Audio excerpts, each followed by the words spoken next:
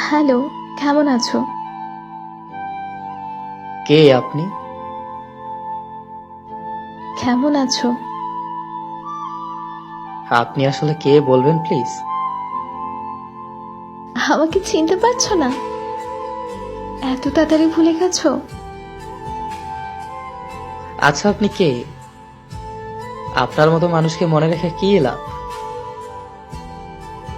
বাহ, ভালো। কিছু কি বলার জন্য মেসেজ দিয়েছেন? কেমন আছো?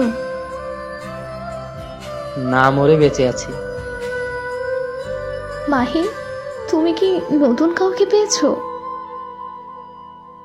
হ্যাঁ, একজনের ভালোবাসাই পেলাম না, আবার অন্য কেউ। ভালোবাসার ইচ্ছেটাই মরে গেছে। এখন আর কাউকে পেতে চাই না। কেন? সেটা আপনাকে বলতে পারবো না। আচ্ছা, কাজের কথায় আসি। আমাকে এতদিন পর হঠাৎ মনে পড়ার কারণ? না, এমনি। আচ্ছা, একটা কথা বলি, কিছু মনে করবে না তো? বলতে পারেন। তুমি কি এখনো আমার কথা ভাবো? এখনো কি আমায় ভালোবাসো?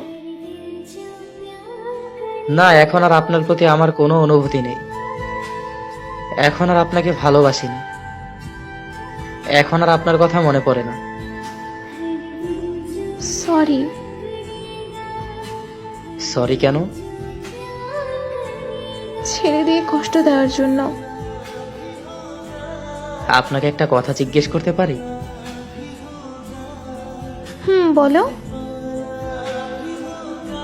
আচ্ছা, আমি কি দোষ করেছিলাম যে আমাকে ছেড়ে অন্য একজনের হাত ধরে চলে গেলেন? আমার কি অপরাধ ছিল? আমি আপনাকে পাগলের মতো ভালোবাসতাম, আপনার সব কথা শুনতাম। তাহলে কেন এত কষ্ট দিলেন? নাকি প্রমাণ করলেন সত্যিকারের ভালোবাসলে কষ্ট পেতে হয়? কিছুক্ষণ আগে না বললে আমাকে আর ভালোবাসো না? এসব বাদ দিন। আমার মনের ভিতরে লুকানো হাহাকারের কথাগুলো বলতে চাই না। আমি দোয়া করি আপনি ভালো থাকুন। আচ্ছা, এখন যদি আমি তোমার জীবনে ফিরে আসতে চাই তাহলে কি করবে? আপনি আমাকে পেয়েও হারিয়েছেন। আপনি আমাকে ঠকিয়েছেন। তার মানে এই নয় যে আমি বোকা ছিলাম। আমি আপনাকে বিশ্বাস করতাম, ভালোবাসতাম পাগলের মতো, তাই ঠকেছি।